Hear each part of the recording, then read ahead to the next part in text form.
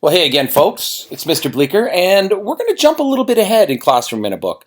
I'm going to leap over Chapter 2. There's a reason for that. Chapter 2 is all about Adobe Bridge, but I just want to focus in on the Photoshop aspect. So we're trucking on over to Chapter 3, and this is the big project for Chapter 3, but it involves a lot of things. You can see that our image is tilted, so we're going to fix that with the cropping tool. You can see that there's some definite color tone problems here, where there's sort of a grayish kind of purpley tone. This picture is a wonderful shot, but the statue in the back needs some highlighting. We need to bring some life to that thing. So we'll adjust the colors, add some highlights, and these poor plants down here. This was taken in horrible lighting. So if this was the one and only shot you had to get this photo, then we've got to roll up our sleeves because we've got a lot of photoshopping to do. So away we go. First things first, yeah, that tilt has to go. So the cropping tool is this little doodad over here. C is your sort of quick way of getting to it.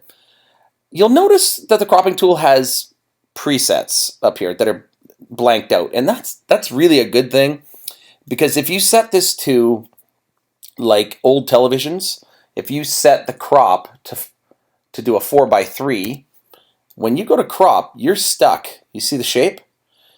Right? It'll only give me a 4:3 rectangle, so 4 wide for 3 high. Like old televisions used to have this aspect ratio. This doesn't work. Okay, completely doesn't work. So I'm going to undo that. I'm going to escape, let me out. If these are ever filled in, oh, please blank them out, because it's madness. Okay?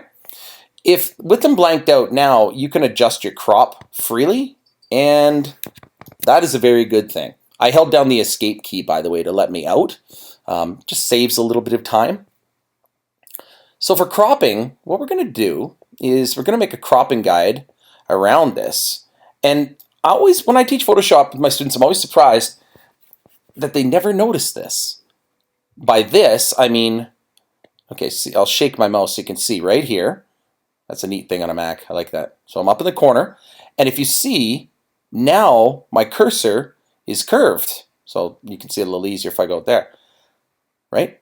Most of the time, your cursor is sort of, well, adjusting to the properties of what you're doing. So here it thinks I'm pulling in my crop selection, things like that. That's all fine and dandy, but my cropping guide has to be the same angularity as this photo. So what does that mean? It means holding down your left mouse button, try to get the lines parallel, like this. And that's not too shabby. Okay. Now you could see that they are in alignment. Now I can pull in and do a little bit better of a job on this nice little picture. I don't want any of the white edging. I don't need it. So I'll try to be good and get rid of it. I don't want to lose too much of my photo, but go like that. Okay, your cropping guide is quite well fit now. So you just double click, left mouse. There you go. So it has cropped it, and because you tilted the crop, this is some pretty good programming, it knows to adjust everything. Yay. All right, that's good. You could take the easy route here, okay? But in our Windows history, we're going to undo some things here. Specifically, you could say Image, and you could go to Auto Color. Now, you see what that did. Auto Color understands sort of the color spectrum of this work. If we call up histogram, let's call up histogram. There we go. And I'll go back in time here. Let's go back to the crop tool. There's histogram there. You can see the colors, and there's some definite purple predominating this. This just doesn't work. So watch the histogram now when I go to auto color, and you see what it's done, spreading out sort of the color range. It's removed the obvious dominant color tones in here that weren't good. So yes, you can adjust with auto color. Okay, so that works. You could also go to auto tone like this, and the tone, really, we're talking about the highlights and the shadows. So you're seeing something that where you're adjusting for not just colors, but you're adjusting for the sort of the highlights and things like that. I'm going to undo that. Of course, got to go through our history. Here we go. Go back there, and you take a look at the before and after on what tone did. Right? There's too many. This is the tonal range doesn't look right. The shadows, the highlights, they're wrong. So auto tone almost makes it blue, you know, and I could see where you could disagree with auto tone. So if you don't like auto tone, you could go to image adjustments, right? And you could go to levels. Now, if you go to levels, you get to see the histogram, and you could right here. These are our darks. Think of where our shadows begin, and over here is sort of our lighter colors. 255 are sort of maxed out. And this, sometimes called the gamma point, is the average in between. Keep an eye on this, and you should have preview highlighted here. I'm going to move the left side to where the shadows begin. Okay. And then I'm going to grab the lighter tones, and I'm going to pull that down. If I overdo it, you could see what it does. I mean, I'm pushing light into most of the picture, and that doesn't work. So I'm adjusting so that our colors fall into a bit of a better range. So there we go. That looks a lot better, so I'm going to accept that. Bang. So pretty natural colors. If I go to image adjustments, I can look at hue and saturation, and there's a lot you can play around with here. Play around with, oops, missed it. There we go. You can play around with color balance. So you could try adjusting some of the colors that you want to sort of fix in the mid range of the colors, or you can adjust these colors to try to get a better effect. Like I say, it's a bit of trial and error there. Next thing, though, kind of pushing on here, what I want to do is actually was highlights. So I think I forgot one. Image adjustments, shadows and highlights. Knew I wanted something else here. Okay, so in shadows and highlights, let's take a look. If we kind of adjust a little bit more of the tone, let's take this up a little bit more north, somewhere around 45, and then you can see what would happen if I increase the percentage of the shadowing. So it looks like I got a little bit of cropping left to do on the top, but that's okay. I want it to be daytime, so I don't want this to be too dark. Now, you might have noticed it has a show more highlights button down here. Well, if you want to adjust things, boom, be my guest. You can go after a lot of adjustments here, but from an introductory standpoint, let's just keep it simple. And click OK. So it looks pretty good. Okay, so I've gotten rid of some color tone and I've improved the highlights. So now I'm kind of looking at this statue and it's bugging me. I'll tell you why. First, unfortunately it's missing a head. I can't Photoshop that in. I don't have a match. But what I'm going to do is I'm going to highlight in here. It's looking like these highlights here aren't enough. This statue has abs and you can't even tell.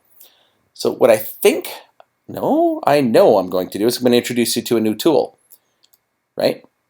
And this tool is called dodging. Now these are used to adjust highlights or to adjust colors. So it's a neat tool. It's got basically three options.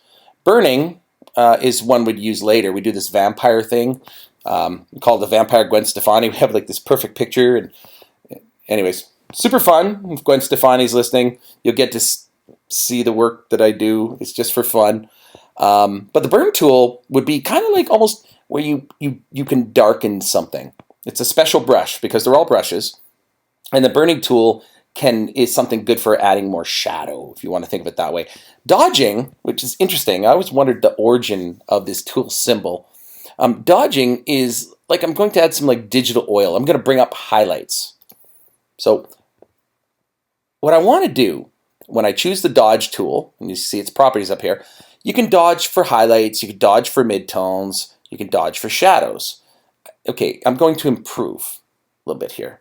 So if I chose highlights, and this is too high, just think of it as intensity, and this is way too big. So I'm going to make my brush soft and way smaller. Like it's got to be not too small, but somewhere in the teens. Okay. Now, if I go like this, you could see the effect, what that had, right? I'll hit undo, and I'll like that. So what did I do? On the background layer, remember you're working on just one layer, so you could really mess things up. And look at me, I didn't even copy my layer like I said I normally do. Bad. If I go like this, you can see this tool can kind of overreact. So let's turn it down even more, right? And if I make the brush just a little bit smaller, yeah. What I'm going to do is I'm just going to go over some of the natural highlights, right? Things like the foot there, and a little bit there, a little bit there. Belly looks good, a little there. Pop up the knee a little more. So you see it looks glossier. So now when you look at it, it looks like it's more in focus. So that's not bad. I'm going to dodge for some midtones. See if I can make some improvements here. Okay. Remember, I'm at 10%. I'm being very careful because I don't want to overdo it. It's not bad. I don't want to overdo it because if I do, it will look like white striping. And then it, like if you're a really good Photoshopper, right? Nobody should notice your work except in a before and after sense. So I like that. Okay. See? It's like I put oil on this thing. The highlights are looking good. So I'm kind of happy with that. Make my window larger. Yeah, that's pretty good. Not bad, not bad. Okay. Some of the masonry here, this is just like natural sort of discoloration. I wouldn't say go after that. There are repair tools, but in this one, no, I just leave it. It's fine. Okay, next mission, the plants.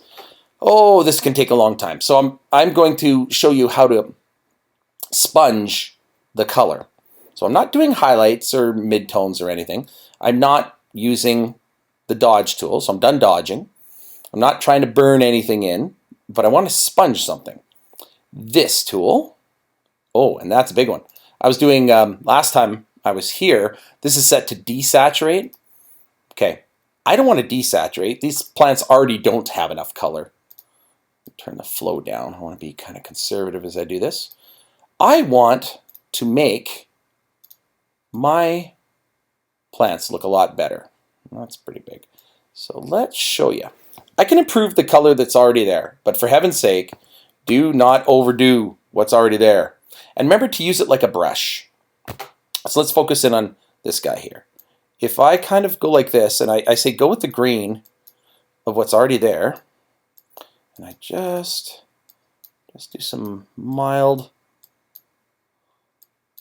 sponging on that, right? You'll see that you can sort of bring out the natural coloration. Let's see here. And give life back to our little friends. So let's highlight this one.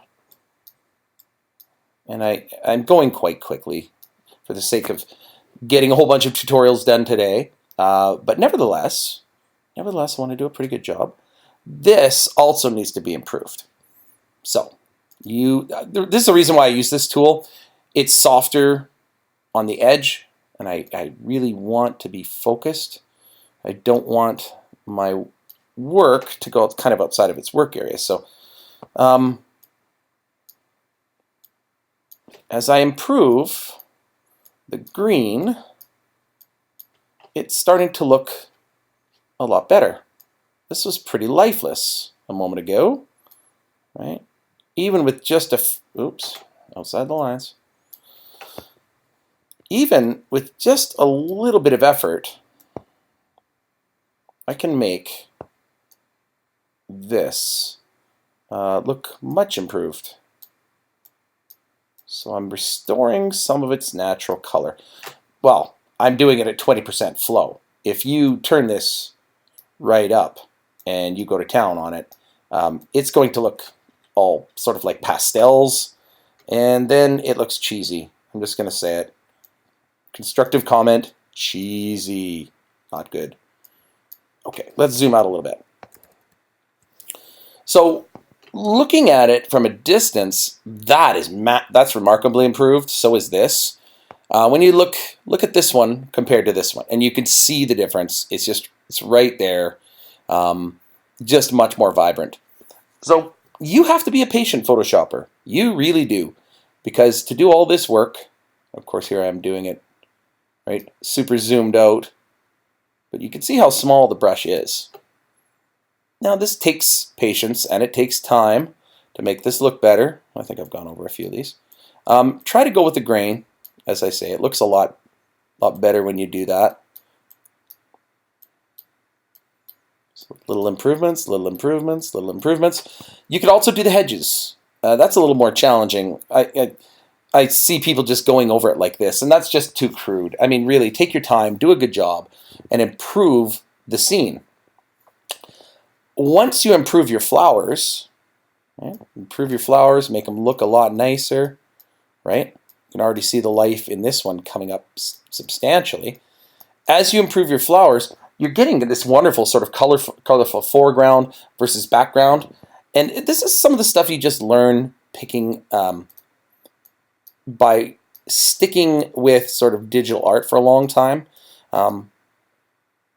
Believe it or not, I've got a science background, but I've gotten pretty good at this. Amazing the skills you get because you need them, working with yearbook students. And you just learn to love what you do. And it's a great skill. Wow, that's way better. Pretty cool, especially since I have the High Sierra background sitting over here. So when all is said and done, and you're finished, you can export your photo. Should talk right now a little bit about photo kind of exports. So when you're in Photoshop, you're saving what's called a PSD file. Okay, so I'm going to click Save As. Okay, so PSD file, Photoshop document. Okay, you don't want to publish Photoshop documents. You can't have a PSD background in a web page. If this is supposed to be a picture on a web page, it can't be this. Okay, because what a Photoshop file is it's not just the image, it's everything that's being done to the image. So there's a lot of extra information. It's kind of like when you edit a movie file, you just really want the movie at the end. You don't want the big movie editing software with all the tidbits thrown in. No, you just want the movie. Okay. So as far as formats go, you look at what are formats, and you've got bitmaps and you've got GIFs, and some ones you're looking at like what's an EPS, and keep it simple. Work with what you know. Joint Pictures Expert Group. There you go, JPEG. So I'm a big fan of JPEGs. GIFs are fine. I'd much rather use the portable network graphics, the PNGs. And a big difference, like for example, when you get yearbook photos, you will get, you'll receive what are called TIFF files. These files they have lots and lots of information in them. TIFF files isn't something you would publish on the internet. To save space on the internet and to make pictures load faster, we kind of make them into these sort of like little zip files. It sounds strange, but PNGs and JPEGs are specially compressed so that they're smaller, they look good, right? And they're meant for things like the web. GIFs, same kind of idea, but if you want just kind of more of a, not a raw file, but if you want a file with more of its initial information without any compression, and compressing files can cause issues. We get these things called artifacts, and they're like little blurry regions in your picture, but I'll cover that more later. If you just want a basic picture file, it'll be pretty big, and it'll be called TIFF. Okay, there's other options that'll come up later, but JPEGs, GIFs, PNGs, TIFFs, keep it simple, it's all good. Okay, I won't save that, right? You could save as a copy if you wanted to keep an original around, but I'll hit cancel. So in order to finish this, I'm just the person who showed you. You get to do all the sponging and you get to go crazy and have fun with this.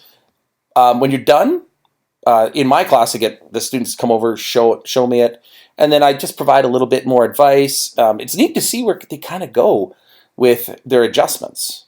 I really like to see the students' interpretation.